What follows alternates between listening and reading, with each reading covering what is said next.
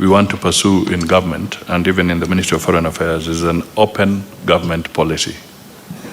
By open government policy means that we do not intend to hide any information. We want to share information with Kenyans. They're entitled to it. And therefore, when we conclude any MOUs, they shall not be hidden. They shall be made available to the relevant committees of Parliament. And as I said, Madam Speaker, is that one of the things we are also planning to do, to bring before Parliament, is a sessional paper to have our members deliberate and guide appropriately on Kenya's foreign policy, foreign and diaspora policy. Because all along, this has been confined to the executive, documents are confined to the executive. We want, for the first time, a comprehensive discussion on Kenya's foreign policy. And some of these issues, I'm sure, we will benefit, that document will benefit immensely or be enriched immensely from the wisdom of Parliament. The second thing that I want to emphasize is that these recruitments have been largely private sector driven. They have not been government driven, but the government will not entertain an ethnic driven arrangement when getting people opportunities outside the country. Madam Speaker, some issues are historical, and we all know them. For instance, and my brother, the senator, is very vast in this. He knows that if you went to Minnesota today in the United States, because of historical purposes, you're likely to find a certain inclination of Kenyans, because there were those who broke the ground in that area, and they tend to then invite more and more to come. If you went to LA and Atlanta, you'll also find a similar pattern. So there are some aspects that were there because the pioneering Kenyans who went there earlier laid ground for a number of other Kenyans to join them. So it is not a deliberate policy of government to pursue that. But thank you for highlighting that, so that as we reflect on these opportunities, we remain national in outlook. Thank you. Thank you, Honorable Cabinet Secretary. Senator Ekomwa James Lomenen. Thank you, Madam Speaker. I would want to ask this question to the Prime Minister. Is the Prime Minister aware of the Ethiopian military who have infiltrated a place called Anona in Sololo sub-county in Marsabit? Senator Lomenen, you know there is a cardinal principle. When you are asking for questions, there must be an offshoot of the primary, the principal question that brought the Cabinet Secretary here. Is your supplementary question in line with that policy? Yes. How? In infiltration of Ethiopian military in Sololo sub-county in Marsabit. I would guide you to phrase that question, give it to the Secretariat, and give an opportunity to the Prime Cabinet Secretary to come and substantively respond to such a crucial and important question. It does not emanate from the data he's dealing with, those Kenyans working in the Gulf. The original question, consult Senator Halwale. He'll give you the primary question that was asked. Thank you. Okay, thank you. Senator Mwinyi Haji Mohamed Faki. Asante Speaker kwa kunipa fursa hii. Kwanza nimpongeze waziri kwa taarifa aliyotoa. Mheshimiwa Speaker, niko na swali moja ambalo limegawanyika pande mbili. Kwanza, je, serikali inajua kwamba Mkenya kwa jina la Stephen Bertrand Munyako, passport number A353019, kwa sasa yuko Saudi Arabia na anatarajiwa kunyongwa ama kuuawa kupitia kwa hukumu ya kifo mnamo tarehe 26 mwezi huu wa 7, na ni jambo gani ambalo serikali ya Kenya inafanya kuhakikisha kwamba maisha ya Mkenya huyo ambaye alikuwa ameshtakiwa na makosa ya kuua bila kukusudia yameweza kuokolewa na vile vile pia kurudi Kenya kujiunga na familia yake ikiwa mama yake na pamoja na Wakenya wengine. Mheshimiwa Spika, swala la pili ni kuhusiana na Mkenya mwingine kwa jina Nixon Daudi Mwango ambaye alihukumiwa na kwa sasa ameachiliwa, lakini bado yuko katika jela mjini Riyadh, Saudi Arabia, kwa makosa ambayo pia mahakama haikumpata na hatia, lakini anatarajiwa kurudi kurejeshwa nyumbani kwa sababu ya kumaliza kesi hiyo. Na mwisho, Mheshimiwa Spika, you should only ask 2 questions maximum. Zinalingana, Mheshimiwa Spika. Let him respond to those 2, Senator Faki. I have 5 more senators here. Thank you, Madam and Speaker. We need to move to the next Thank question. you, Madam Speaker.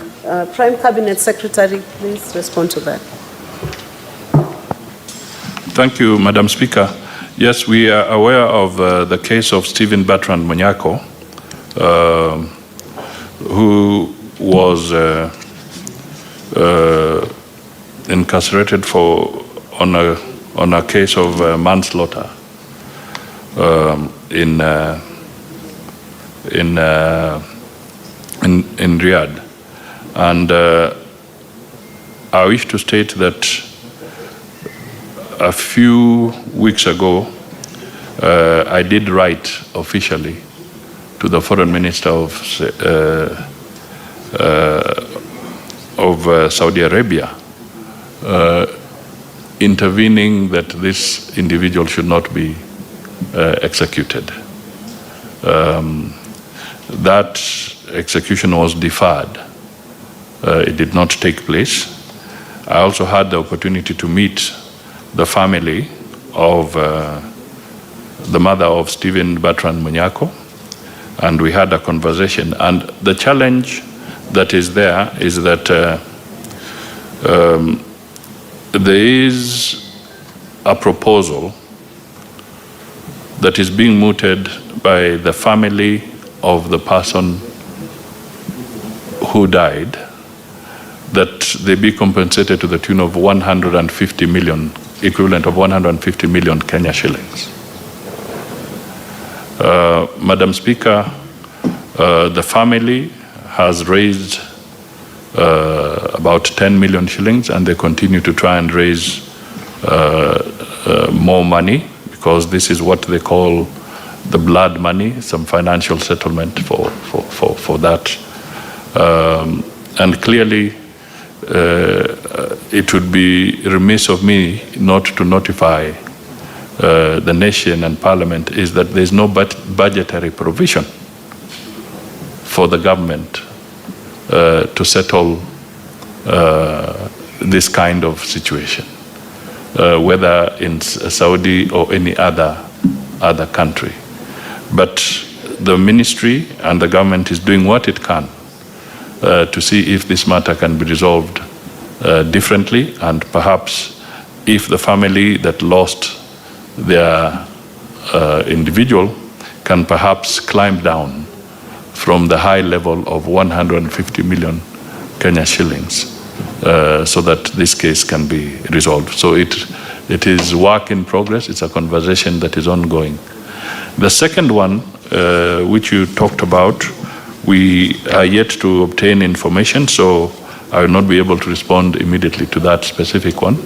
I will need a little more time to get more details on that one. Thank you, Honorable Prime Cabinet Secretary. Yes, you can get more time to supply that answer because it's specific. Senator Agnes Kavindu Modhamu. Thank you, Madam Speaker, for giving me this opportunity. Let me first of all start by congratulating the Cabinet Secretary for making time to appear before the Senate from his very busy schedule. Mine is just a concern about our ladies, our girls who go to Saudi to work, because I've interacted with many of them who have managed to come back after much suffering, that their passports are taken by the bosses who they go to work for and kept there. Many of them, the agreement they have with the agents is that they are going to work in a particular house, and once they arrive there, they find that they are located to work in different homes, like 3 or 4. Some tell me that they work even in 6 homes. So they hardly have time to rest. There are also mistreatments of food, and once they escape and go to the rescue centers or to the police station, they find that they cannot be allowed to travel back home, because 1, they have no funds to travel back home. 2, they have no traveling document because the document is kept by their bosses. What is the ministry doing about such issues to make sure that our people are safe and secure? And why can't also the agents who are not registered be arrested? Because majority of them are known. Thank you, Madam Speaker. Prime Cabinet Secretary, you'll answer this question, and I'll request the senators, 3 more senators wanted to ask questions, and he still has another question to tackle. We can consolidate your questions with the next question. You can still ask him in the next level. So you can answer this as the last question on this segment of questions. Madam Speaker, I just want to say that NEA, the National Employment Agency, has actually eliminated 700, so far, 700 rogue agencies from the register who are associated with not handling the labor issues professionally. The other thing that I would say is that when these Kenyans get challenges, the embassy has always been available to provide emergency travel documents to assist them so that they can travel back to Kenya and move away from the hostile environment. And we continue to do so. And in fact, the Saudi Arabia Center is perhaps the most active in issuing emergency travel documents or certificates for Kenyans in case their passports and documents have been held. The final point I would just like to say on this one is that the unfortunate side is that sometimes it's the fewer cases, bad cases, that tend to cloud the actual picture. But in reality, 90% of the workers, particularly the ladies, when they come to Kenya for a short break, they go back to the same venue. So the mistreatment, and we are not downplaying it, but we are trying to rein in so that that mistreatment can come to an end. And these are the areas that we want to refine as we negotiate our bilateral agreements. Thank you. There is one more question from Senator Boni Halwale, so that we can close his section of questions. Make it short and precise. Yes. Madam Speaker, the government of India, Philippines, and Indonesia have labor and social protection bilateral agreements with these Gulf states. And as a result of that, Madam Speaker, their workers who are there are better paid than Kenyans doing a similar piece of work. Could the Cabinet Secretary undertake to table in this House, in the shortest time possible, such bilateral agreement so as to protect our young people who are being paid 30,000 shillings as housemaids, when those ones from the other countries that I've spoken to get 3 times as much? Prime Cabinet Secretary. Thank you, Madam Speaker. I can state two things. One, we will not hesitate whatsoever once the bilateral agreements have been signed. As I said, we want to pursue a policy of open government. We will be ready to share those with the Parliament. So we shall not have a challenge on that score. The second aspect, which is important, and I think I take it as an input from the Honourable Senator, is that our negotiating skills, even for the recruitment agencies and others, should be stepped up so that we can have more comparative and fairly more reasonable and comparative agreements being negotiated. So we should not negotiate ourselves short when we are negotiating for Kenyans. I take that positively. Thank you. Thank you. That brings us to the end of this question. I now call upon the Senator for Kisumu County, Senator Professor Tom Ojienda, to take up and ask the question he had brought. Question number 040. Thank you, Madam Speaker. Question number 040 addressed to the Prime Cabinet Secretary and Cabinet Secretary for Foreign and Diaspora Affairs is in 4 parts, Madam Speaker. Could the Cabinet Secretary outline the obligations of the government to Kenyans in the diaspora who face arrest, detention, and deportation, and highlight any diplomatic agreements entered into with other countries on the applicable protocols?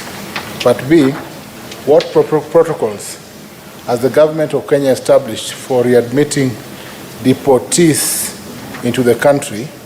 And could the Cabinet Secretary provide a list of Kenyans deported back to the country since 2010, stating reasons for each case where a deportee was refused admission? Thirdly, how does the Ministry of Foreign and Diaspora Affairs handle complaints and reports of human rights violations against Kenyans in the diaspora before, in the course of, and after detention and deportation? And could the Cabinet Secretary disclose the number of Kenyans who have died in detention, and also provide details of all court cases initiated by Kenyans regarding such? Lastly, what measures has the government put in place to safeguard dependents and property left behind by deportees? And could the CS also explain the initiatives taken by government to facilitate the reintegration process for the deportees? Thank you, Madam Speaker. Prime Cabinet Secretary.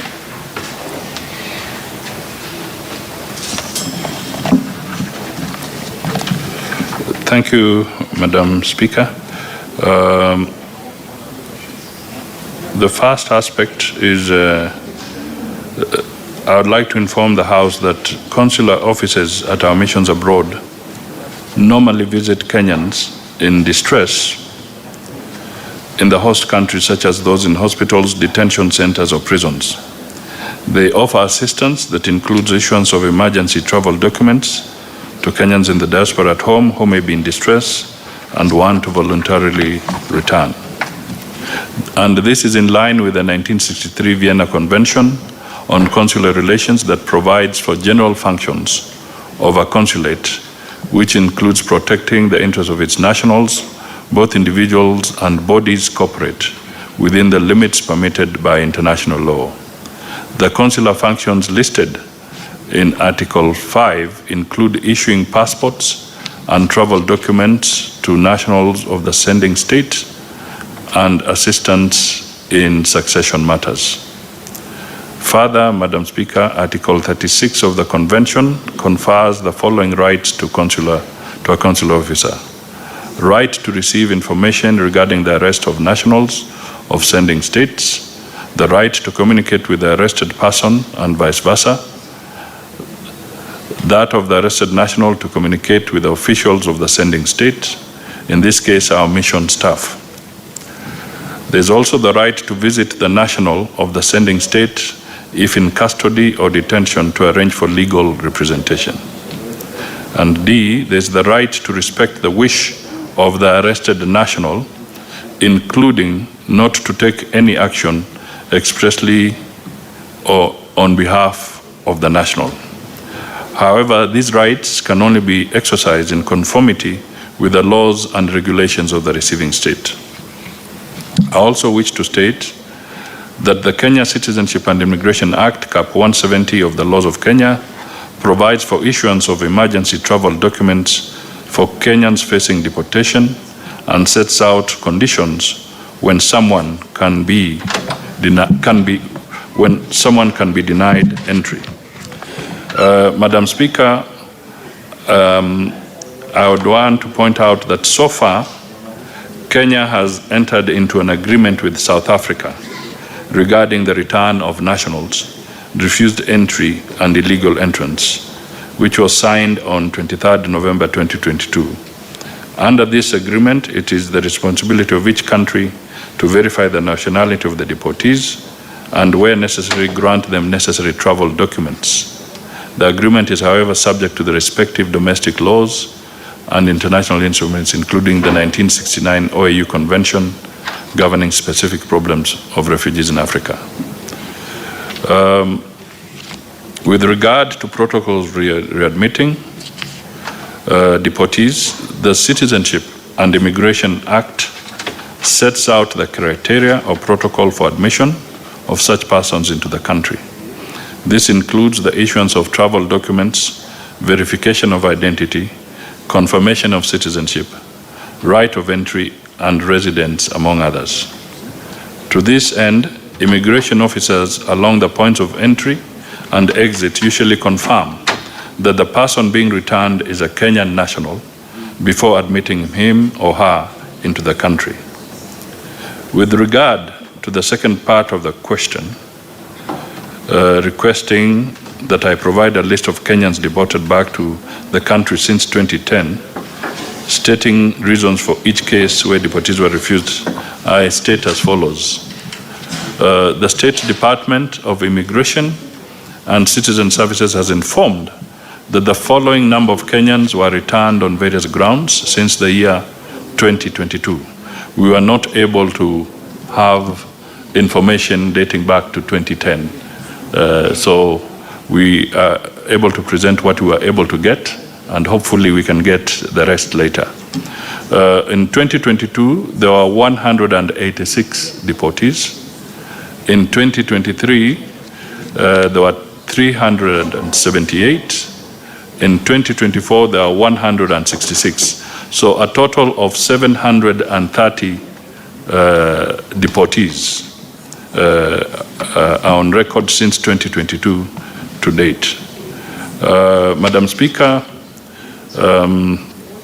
we wish to state that, again, we will need guidance because as much as they are deportees, they have their rights. And to what extent can we disclose the reasons of each individual without breaching certain rights of these particular individuals? So maybe with the guidance of the chair, that is another area that one can seek guidance. But we have given the data of those who are deported. The third aspect is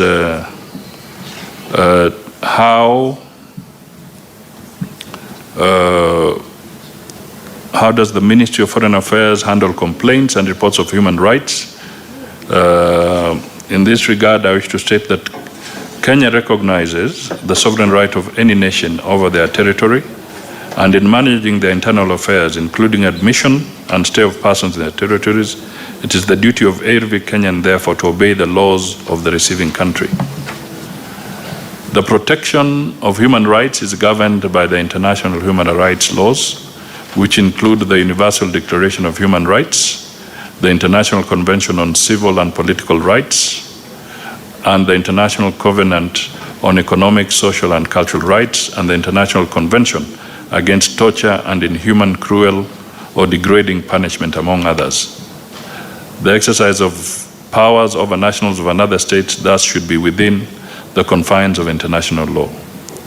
The ministry receives sufficient reason, when the ministry receives sufficient reason to believe that the rights of a Kenyan national could have been violated, the following are some of the measures we take.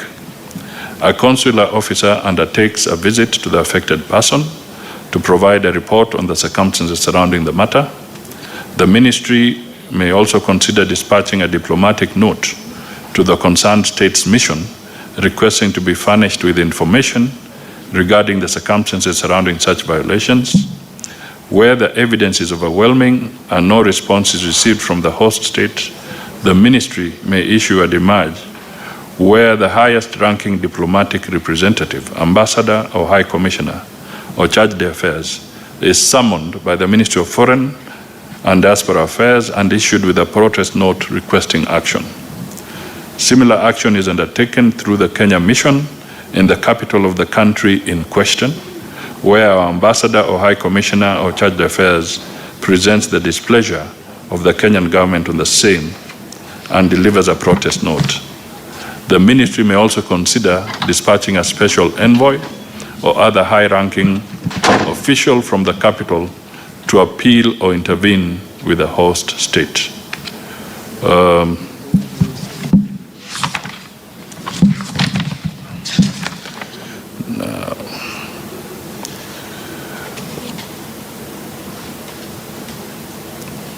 Madam Speaker, Mr. Speaker, sorry, I didn't realize there was a change. Mr. Speaker, let me also point out that we are yet to get the accurate data on the Kenyans who have died in detention. So that figure at this point in time is not available, but we'll be ready to avail it once we have the accurate figure on that particular aspect. Finally, there is the issue of the responses to safeguard dependents of property left behind by the deportees. I wish to state as follows. The ministry so far has no safeguards in place with regards to the dependents and property left behind by the deportees, since such property is governed by the laws of the host country. However, there are other channels available for pursuit of such as a follow-up with the authorities through diplomatic channels if such a matter is brought to the ministry's attention. Equally, where necessary, our missions abroad may pursue the matter through umbrella diaspora associations for knowledge of such cases and what steps could have been taken within the confines of the laws of the host country. Unfortunately, for some Kenyans and in the advent of information and data protection, those who are arrested or are in conflict with the laws sometimes request prison authorities not to notify the embassy or any family members. Lastly, this is binding to the mission since it is in line with Article 36 of the Vienna Convention that requires consular services to refrain from taking action on behalf of the person in prison or detention or custody if such person expressly opposes such actions. The deportees, once verified to be Kenyan citizens, are released back into the country unconditionally. Thank you.